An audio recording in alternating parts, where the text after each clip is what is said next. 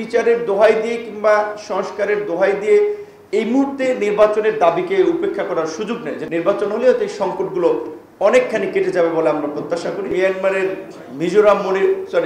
ভারতের মিজোরাম মনিরামপুর আছে, তাদেরকে কনভিন্স করতে পারে। তারা একটা বড় রাষ্ট্র, তারা সমস্যাগুলো সামাল দিতে পারবে। কিন্তু বাংলাদেশের মতো একটা এত ছোট ঘনবসতিপূর্ণ রাষ্ট্র এবং আমাদের যে অলরেডি রোহিঙ্গা নিয়ে আমরা যে সংকট আমরা ফেস করতেছি, প্রথমে ছিল 10 লাখ, সেখান থেকে হইতে হইতে এখন হয়েছে বোধহয় 16 থেকে 17 লাখ। এমনকি আমরা খুব আশাবাদী হয়েছিলাম যখন সরকারের প্রেস সেক্রেটারি সরকারের মিটিংয়ের পরে একটা বক্তব্য দিয়েছিল যে রোহিঙ্গাদেরকে ফেরত পাঠানোর প্রক্রিয়া শুরু হচ্ছে এবং খুব অল্প সময়ের মধ্যেই কয়েক লাখ রোহিঙ্গা ফেরত যেতে পারবে। তার বিপরীতে দেখলাম আরো বরঞ্চ এই 9 মাসে এই সরকারের দায়িত্ব নেওয়ার পরেও বোধহয় লাখখানেক, পত্রিকা বলছে 1 থেকে 1.5 লাখ নতুন করে ঢুকেছে। এইটাই আপনারা সামাল দিতে পারেন নাই। আমরা এই মানবিক করিডোর দিয়ে সহায়তা পৌঁছাবেন, সেখানে বিশ্বব্যাপী যে করিডোরের যে এক্সপিরিয়েন্স, সেটা সিরিয়া থেকে বসনিয়া বিভিন্ন জায়গায়, সেখানে আমাদের যথেষ্ট উদ্বেগের কারণ রয়েছে এবং আমরা এটা পরিষ্কারভাবেই মনে করি, যেটা রুবাদ স্যার বলেছেন, যে রাজনৈতিক দলগুলোর এই আলাপ আলোচনা বা নাগরিক সমাজের এই প্রতিক্রিয়ার ফলেও অনেক সিদ্ধান্ত থেকে সেটা রাজনৈতিক সরকার সরে আসে।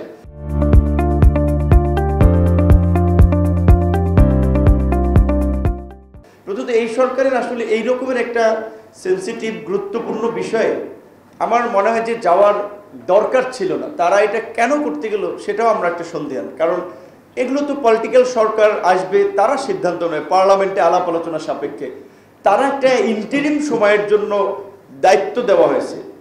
সংস্কার এবং যারা গত 1.5 দশকের ফ্যাসিবাদের সাথে ইনভলভ ছিল, জনগণের উপরে একটা নির্যাতন নিপীড়ন চালিয়েছে, তাদের একটা বিচার প্রক্রিয়ার স্ট্যান্ডার্ড তৈরি করে বিচারটা শুরু করা। দেন বাংলাদেশের যে সংস্কারের একটা পার্ট, যেই গণতন্ত্র গত 16 বছর রুদ্ধ করে রাখা হয়েছিল, মানুষের ভোটাধিকার বঞ্চিত করা হয়েছিল, সেই গণতান্ত্রিক প্রক্রিয়া যাত্রা। গণতান্ত্রিক সরকার আসবে যাবে, বিচার তো আসলে এটা কোনো শর্ট কোর্স না, 1-2 বছরের মধ্যে আমরা চাইলে সম্পন্ন করে ফেলতে পারবো। যারা রাজনীতিবিদ থেকে শুরু করে সাংবাদিক সবাই জানেন, কোনো বিচার শেষ করতে 1 দশক লেগে যায়। এমনকি আওয়ামী লীগের আমলে সবচেয়ে দ্রুত গতিতে যে যুদ্ধাপরাধীদের বিচারের ট্রায়ালগুলো করা হয়েছিল, সেটাও তো সম্পন্ন করতে আপনার 4 থেকে 5 বছর লেগে গিয়েছিল। তারা এত আপনার 9-6 করে করেছে।